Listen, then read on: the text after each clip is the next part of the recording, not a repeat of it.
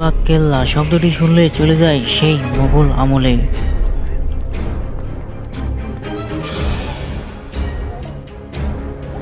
লালবাগ কেল্লার সুড়ঙ্গ নিয়ে আছে অনেক রহস্য আর গল্প কাহিনী। লালবাগ কেল্লার দক্ষিণ দেওয়ালে আছে সুড়ঙ্গের প্রবেশ মুখ, সেই প্রবেশ মুখে আছে সেই পুরনো গেট, সেই পুরনো তালা। শুধু সুড়ঙ্গই নয়, এই বিশাল আকার প্রাচীর নিদর্শন নিয়ে লোকমুখের রহস্যগুলো আজও কোনো সুস্পষ্ট উত্তর মেলেনি। লালবাগ কেল্লার নিচে আছে অনেক সুড়ঙ্গ, এগুলো সবেদা আমলে তৈরি। বিপদের সময় এই সুড়ঙ্গগুলো ব্যবহার করা হতো। এর মধ্যে একটি সুড়ঙ্গ খুবই বিদ্যমান, যেখানে কেউ একবার প্রবেশ করলে আর কখনোই ফিরে আসে না। একবার পরীক্ষা করার জন্য দুটি কুকুরকে এই সুড়ঙ্গে প্রবেশ করানো হয় শিকল পরিয়ে। শিকল দুইটি ফেরত আসলেও কুকুর দুইটি আর ফিরে আসেনি। লোকমুখে শোনা যায় এই সুড়ঙ্গ পথ দিয়ে গৌরীগঙ্গা নদীর তীরে যাওয়া যায়।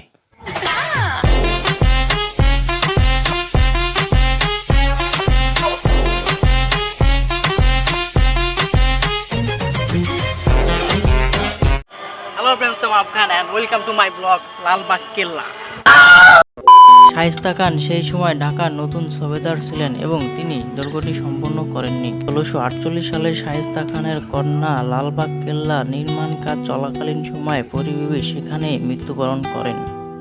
তার মৃত্যুর পর দুর্গটি দুর্ভাগ্য মনে করতে শুরু করেন শায়েস্তা খান এবং কাঠামোটি অসম্পূর্ণ রেখে যান। লালবাগ কেল্লার ৩টি প্রধান অংশের মধ্যে একটি হলো পরিবেশ সমাধি। এর ভিডিও স্পন্সর করেছেন ভ্রমণ পাখি ট্রাভেলস। এখান থেকে বাংলাদেশের যে কোনো প্রান্তে আপনি ট্যুর করতে পারবেন খুবই লো কস্টে, ১০০০ থেকে ১৫০০ টাকার মধ্যে। অ্যান্ড ডিসক্রিপশনে লিঙ্ক দেওয়া আছে আমার ইউটিউব চ্যানেলের নাম বলে 10% ডিসকাউন্ট লিঙ্ক এতে ডিসক্রিপশনগুলো please check out. Shaista Khan Dhaka ত্যাগ করার পর থেকে লাল কেল্লা জনপ্রিয়তা হারাতে শুরু করে।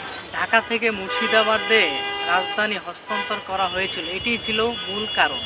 জনপ্রিয়তা হারানোর রাজকীয় মুঘল আমলের অবসানের পর দুর্গটি পরিত্যক্ত হয়ে পড়ে। ১৮৪৪ সালের এলাকাটি গৌরঙ্গবাদের পরিবর্তে লালবাগের নাম লাভ করে এবং দুর্গটি লালবাগ দুর্গে পরিণত হয়।